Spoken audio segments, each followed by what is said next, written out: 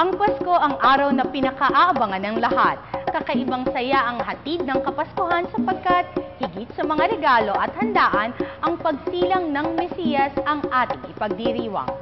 Paskong Bulakenyo, hindi mawawala ang diwa ng kapayapaan at mayamang kaugalian. Ano pa nga ba ang ating pakaaabangan sa pagdiriwang ng Pasko dito sa ating lalawigan? Abangan lahat yan dito lamang sa Christmas Special ng Galing Bulacan.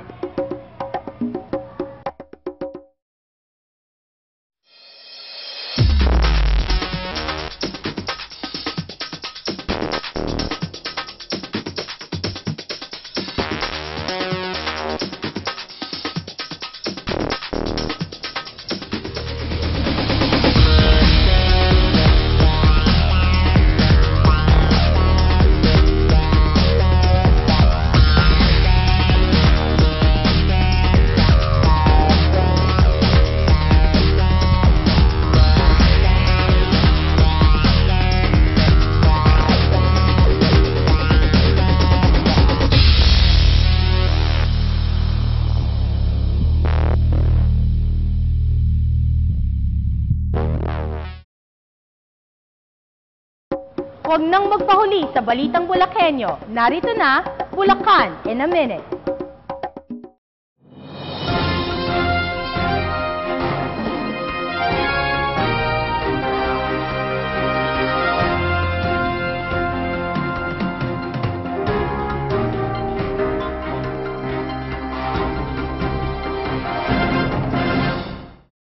Bilang pagtugon sa panawagan sa kalusugan, hatid na serbisyo ng pamahalaang panlalawigan ay ang maibaba ang tulong medikal sa mga kababayan nating Bulakenyo. Yan ay sa pamamagitan ng programang Kapitolyo sa Barangay at Kapihan sa kanilang muling pagbisita sa barabarangay sa lalawigan.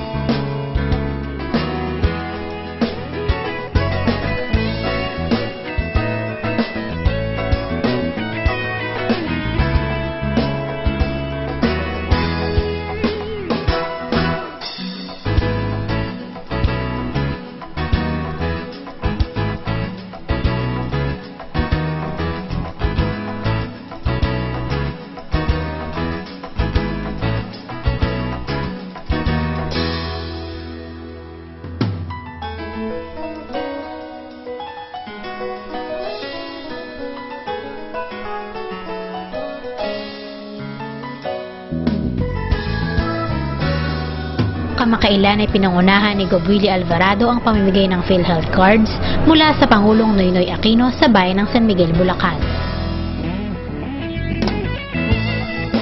Yung move is ito yung actually lahat ng mga municipalities under Bulacan.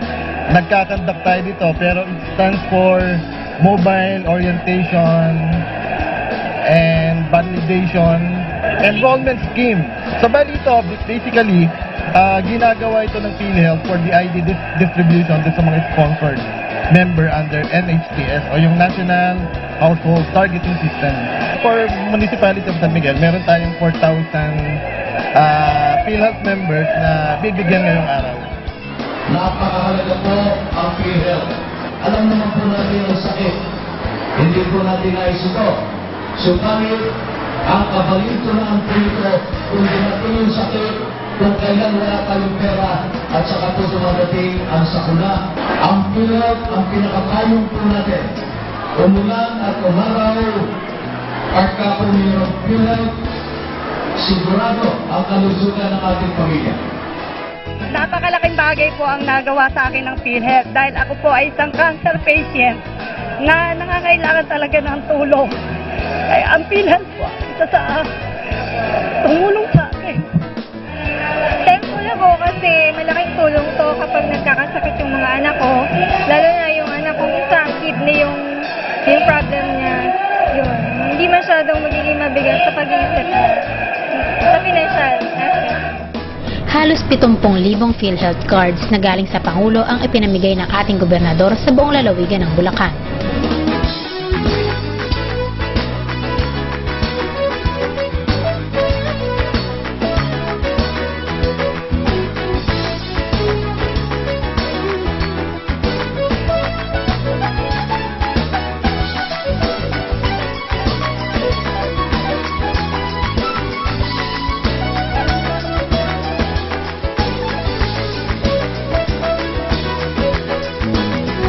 Samantala, bumisita kamakailan ang Socialist Republic of Sri Lanka sa pamahalang panlalawigan bilang bahagi ng kanilang study tour program on multi-sectoral nutrition inventions in the Philippines. Layunin ng kanilang lakbay-aral na matuto mula sa ating lalawigan ng mga bagong kaalaman tungkol sa mahusay na serbisyo sa sektor ng nutrisyon at kalusugan. Ito ay sa pangunguna ni National Nutrition Coordinator Dr. Lalith Priyalal Chandradasa at UNICEF Coordinator Dr. Indra Tudawe. The purpose of our visit was to learn from the Philippines experience of tackling malnutrition in a multi-sectoral approach. In Sri Lanka, our health indicators are really good. They are actually about the best in the region. But our nutrition indicators are lagging behind. And we are in the process of coming up with a multi-sectoral action plan to tackle nutrition. So, from what I ever understand, Philippines have done this for the last 38 years and they have had very good results. Pinuri ni Dr. Chandradasa ang kagalingan ng mga Bulakenyo sa larangan ng paggawa ng produkto nang sila'y bumisita sa Bulacan Pasalubong Center. Hospitality, I was very much impressed here about the way you use local resources. We have a lot of coconut, but we use it only in our curries. But you had some very good value addition, even to mushrooms. So this province seems to be a little different from the other. Kamakailan naman ay naganap sa Bulacan Medical Center o BMC ang turnover ceremony ng medical supplies at equipments na donasyon ng Shiraki Memorial Foundation Hawaii at Medical Supplies Network Incorporated. Ang naturang turnover ay pinangunahan ni Governor Willie kasama sina Mayor Enrico Roque ng Pandi, Ramon Soriano ng Rotary Club Loyola Heights at iba pang opisyalis ng BMC. At ito po, nasa proseso tayo ngayon ng pag-aayos ng ating mga hospital, mga district hospital. From our ER, yung ating mga expansion na pinagkakalood dito. Our dialysis center, tayo natutuwa sa pagkakataong ito na madadagdagan ang ating dialysis machine. We also open, palakpakan nga po natin, an average of 20 to 30 patients per day. We also open an oncology department. We will also be opening very soon the eye center. At nais natin na matulungan din tayo ng ating mga Rotarians from Shiraki Memorial Foundation of Hawaii and Medical Supplies Network Incorporated through our Rotarians. Kung may isang lupain, ang kasaysayan ay isinulat ng dugo. Ito ay ang dakilang lalawigan ng Bulacan. Kung may isang lupain, ang lapad at lalim ay literal na dinilig ng dugo. Ito ay walang iba kundi ang magiting na lalawigan ng Bulacan. Ang dugo ang nagbukas ng mga unang pahina at dugo rin ang tumagaygay ng bawat kabanata hanggang sa pagsara ito. Sa panahon ng digmaan at himagsikan, ang Bulakenyo ay buong pusong naghahandog ng kanyang dugo. I believe that no manifestation of this generosity of the Spirit is more expressive and no gift more priceless, especially in time of personal crisis, than the donation of one's blood. Yan ang pahayag ni Governor Wilhelmino MC Alvarado sa ginanap na awarding ceremony para sa Blood Galloners and Partners sa Hias Pavilion Convention Center kamakailan na may temang Every Blood Donor is a Hero. Ito ay sa pangunguna ng Bulacan Blood Council, kung saan buong pagmamalaking ipinakilala ni Dr. Jocelyn Gomez ng Public Health ang 178 pinarangalan, kung saan 140 dito ang nag-donate ng siyam na beses pataas. 28 ang voluntaryong nagbigay ng dugo na mahigit 4 na beses. Yung po kasing pagdodonate ng dugo, hindi lamang po basta nag-donate tayo, kundi ito po isang bukasyon, ito po isang panata na makapagdugtong po tayo ng buhay. Sa lahat po ng mga nagdodonate, sa lahat po ng mga recipients ng dugo na aming pong ibinigay ay nawa po ang Diyos po patuloy na magpala po sa ating lahat. Kinilala din ng lungsod ng San Jose del Monte at bayan ng Plaridel bilang mga lungsod at bayan na may pinakamaraming nakolektang dugo, kasama ang kanilang mga pinuno Mayor Reynaldo San Pedro at Mayor Anastasia Vistan na ginawaran bilang Outstanding Local Chief Executives. Naging pangunahing tagapagsalita si Senator Loren Legarda, kung saan binigyan niyang diin ang kahalagahan at kabayanihan ng bawat isang blood donor. Isa sa inyo, bata man o maganda, lalaki o babae, ilang sisi man o ilang galon man ang dugo na binibigay, yan ay isang humanitarian act. Ang ating pagbibigay ng serbisyo publiko ay sa iba't ibang pamamaraan. Kayo po, nababatid natin ang inyong kabayanihan sa inyong pagbibigay ng dugo, at yan ay isang very basic need na nakakasalba po ng mga buhay. Kaya ako po'y sumasaludo sa inyo. Continue the good deeds that you are doing. Continue the humanitarianism that the people of Bulacan are doing. Nanumpa rin sa tungkulin ng Pandi Blood Council sa harap ni Gov. Alvarado bilang bahagi ng parangal.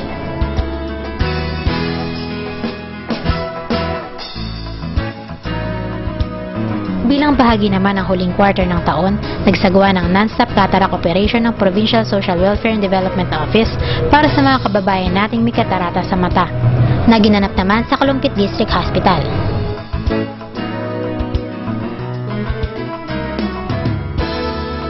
Kami ngayong mission ongoing dito sa Kalumpit District Hospital, which is a project of our very good governor.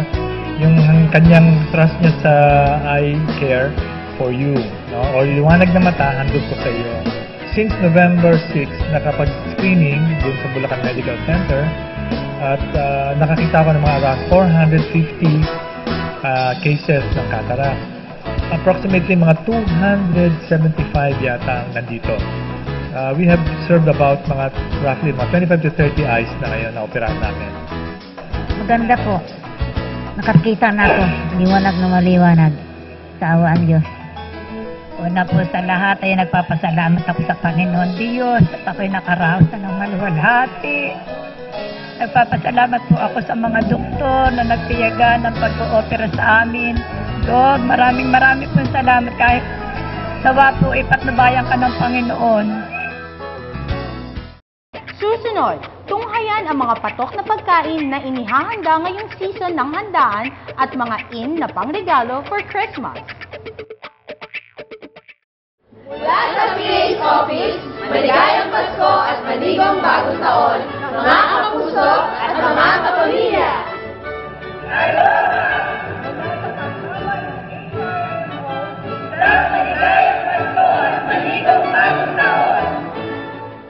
Mula sa Governor's Office Personal Staff, maligayang Pasko at maligong bagong taon!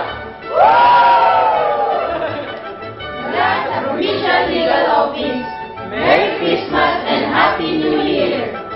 Nanatilihin ang kalinisan ngayong panahon ng handaan. Mula sa Pedro, Maligayang Pasko at Manigong Bagong Taon.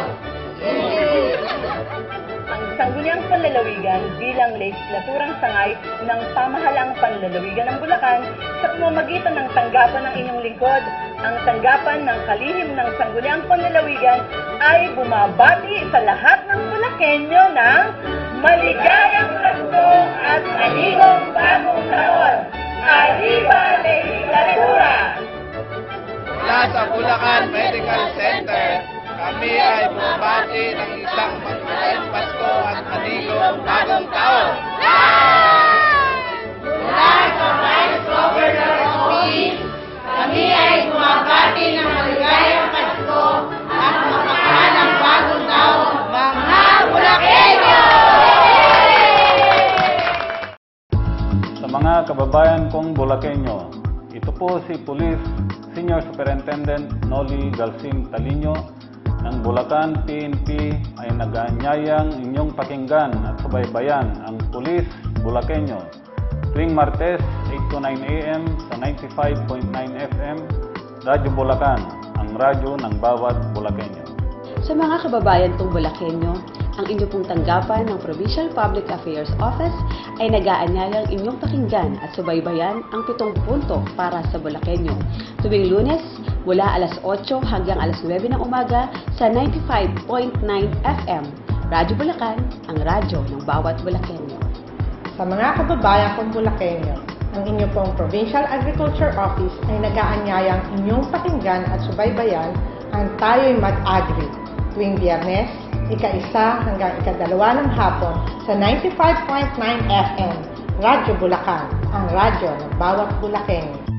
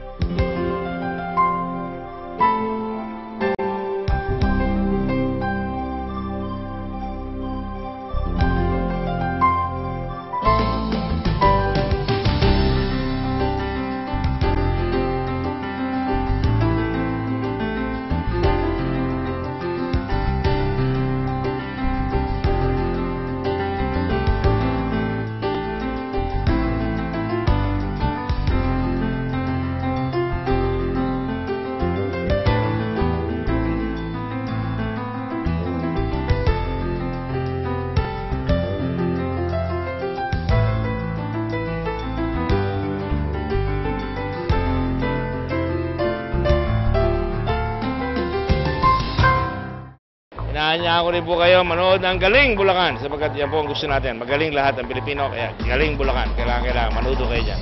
Sa lahat ng Bulakenyo, ito po si Paulo Benigno Bam Aquino IV. Nag-aanyayang panoorin at subaybayan ang Galing Bulacan TV program.